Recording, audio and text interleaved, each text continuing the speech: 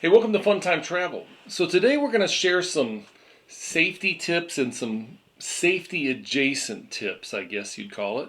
We've got lots of questions, or we get lots of questions from viewers, friends, and family, and we hope that these tips will help you when you plan your next cruise, or when you go on your next cruise, or even just a regular vacation. So let's check them out.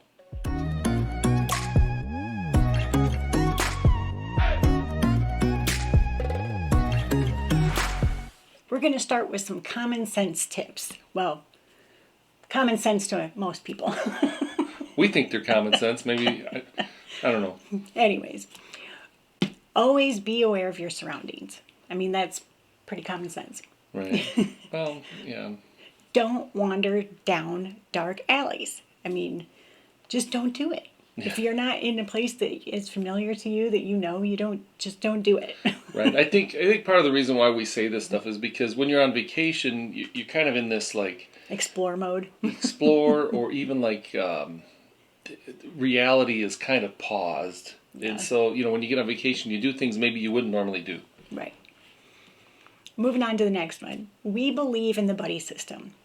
Always try to go into port with another person or in a group if you can. It's just safety in numbers. Sure. More eyes make it easier to stay safe, and keep your valuables locked in your safe. Don't be going out into a port wearing your best jewelry. You don't need Flashing to. all your You money. kind of want to blend in. Yeah. Yeah. Obviously you're going to look like a tourist if you've got your, phone and this and that, and you're whatever, taking tons of pictures, but You just don't want to look like the tourist with the best jewelry. exactly. Okay, so we're going to move on to some tips about maybe even just the home port, that place. Now, we love to fly in a day early and check out the port we leave from, and for us, it's typically the U.S. Now, it could be somewhere else, in another country, or Puerto Rico, or Europe, or whatever. We're going to just kind of talk about the U.S. in general, because don't assume that just because you're in the United States that you can let your guard down. Right. Unfortunately, not every port is safe. Don't walk around, and this really goes for the home port or anywhere, but don't walk around with your face in your phone the whole time, like either looking at maps or taking selfies or whatever, or don't have your earbuds in the whole time. Be alert, pay attention. Right. Take your face out of your phone at least once. I know you want to record the whole thing because that's what I do, but by the same token, I try to keep my eyes alert when I'm walking around.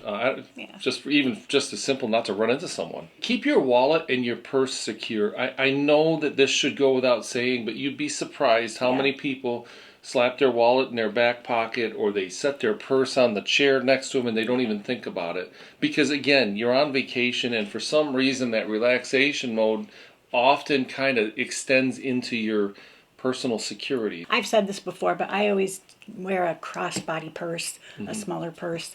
Some people are going back to the fanny packs. That works too, Yeah, they're stylish, Yeah. All right, safety drill. Pay attention during the safety drill. We know that it can be annoying, but in the case of a real emergency, the information is vital. And if you have young kids, make sure to have a plan for them too.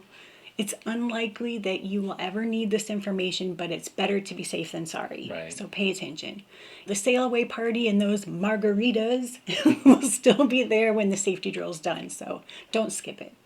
You can't, because the boat won't leave. But also don't skip it mentally. Yeah, right. Right? Okay, so room keys, whether that's a sign and sail card, a sea pass, even the bracelets that some of the things, they give you.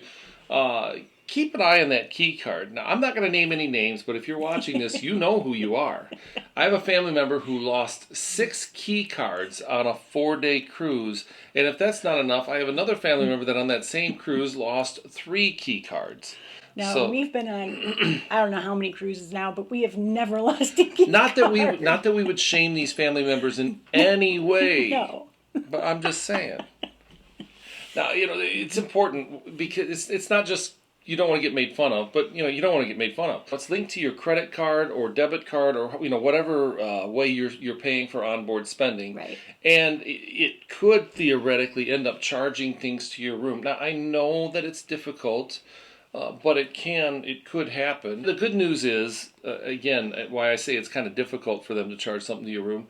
The good news is that the cruise line, typically they get a picture pops up whenever you swipe it for spending. Right. But if they're super busy. If they're busy, or if they, maybe they look just enough like you, or, worst case scenario, they've seen you come in and out of your room, they might be able to get into your room. So just be sure to notify guest services as quickly as possible so that they can deactivate it and make you a new one right away. Yeah. Be smart with your alcohol.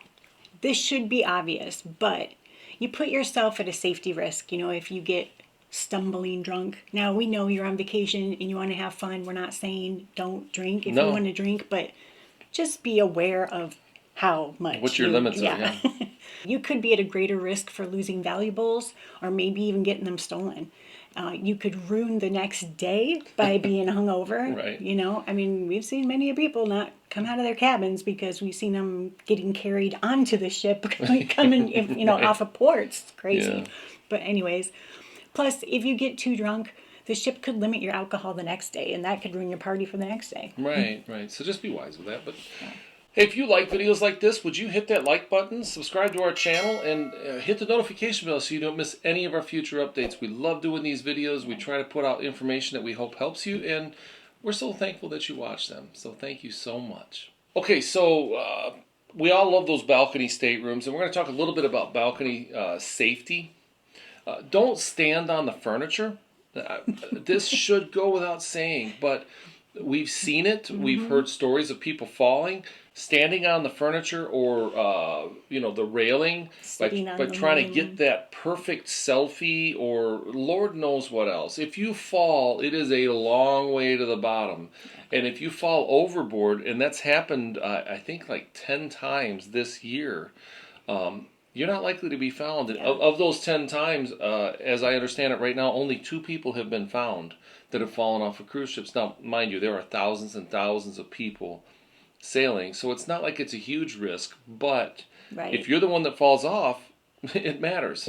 Another thing to think about with balcony, it's not necessarily safety, but I'm going to throw this in there anyway. Just remember that the balcony is likely viewable by camera, and possibly your next door neighbor or someone above, so be careful what you wear or don't wear on your balcony. Some packing tips. Now, we always suggest packing seasickness prevention like Bonine or Dramamine.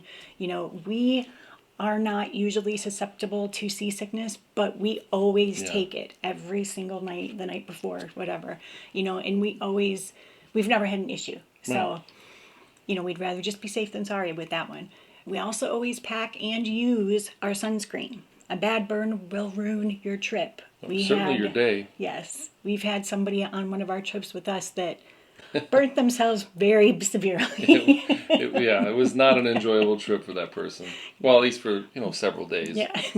We also take things like Pepto, Advil. We kind of make up a little medicine bag. Yeah.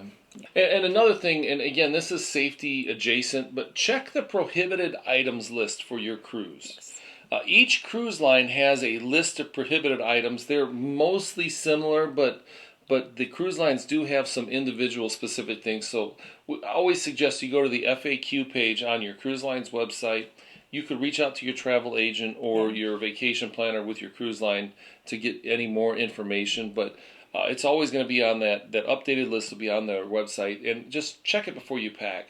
Things that you wouldn't think of, something like an iron or a steamer, those are not allowed on board. Right. Drones, in most cases, are not allowed. And if you do get to take it, they'll probably have you check it with their security.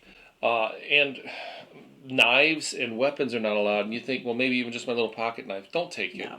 The one knife that is allowed, but there's some special requirements, is like a diving knife, because you may have a specific one that you like and you're going to go diving on, somewhere on your cruise. You'll have to check that with security as well. But you'd hate to get on board, get to your room, and discover that something had been confiscated, or even worse, have them call you down to their what everybody calls the naughty room, and have to deal with that on your first day of the cruise, when you'd rather be at the sail away party or laying around the pool or wherever, anywhere but there. Some common sense tips. Don't give out your cabin number unless it's someone you know very well, like friends that you went cruising with or family. Just don't. Not that cute stranger that you just met 5 minutes ago. Yeah. Don't assume that everybody on the ship with you is honest. And just because someone is your favorite new cruise buddy does not mean that they are really that awesome. I mean, we make friends everywhere we go. Right. But they're cruise friends. Yeah, we always, end up meeting up with them, same places, same bars, same restaurant, whatever, but just don't give out your room number. You just don't do it. Most people are awesome, but always be careful. There are still strangers, And here's a final touchy subject. This has come up a lot recently, and I don't have an opinion on this. I'm just going to share this information with you. You cannot take marijuana on board. You can't take, if a drug is illegal, it's illegal. If you have a prescription for a drug, with the exception of medical marijuana, you can take your prescription drugs on board, but you need to, in most cases, have proof that you have a prescription. Right. But as far as marijuana goes, it might be legal in your state, and that's great. You may have a medical card for that, and I'm sure that you need it. But again, not trying to have an opinion, but federal law says that it's illegal, and the cruise lines are required to follow those rules. Right. And they're going to. Now, we've been told that people have gotten away with sneaking some edibles on board. Is it really worth it? If they find it, or we've heard, you could end up, it being confiscated, which, hey, that stinks. But at worst, you could end up in jail at the end of your trip. We've heard some stories. I'm not trying to scare you, but I just want, they take it seriously. And as we understand, they're starting to take it increasingly seriously. So if you do decide to sneak that on, just be aware you're doing that at your own risk. Right. We don't want to ruin anybody's fun here, but we hope that these tips will help you avoid potential problems. That's our only hope here. Right. Not to mention help you have more fun on your next cruise or vacation. Yeah, absolutely. So, did you enjoy these tips? Is there one you liked? Share your best piece of cruise advice below, whether it be a safety thing or ask a question. We'll try to help you out, or maybe some of the awesome viewers that we have will help you out as well. But that's it for today. So thanks for watching, and we'll see you next time.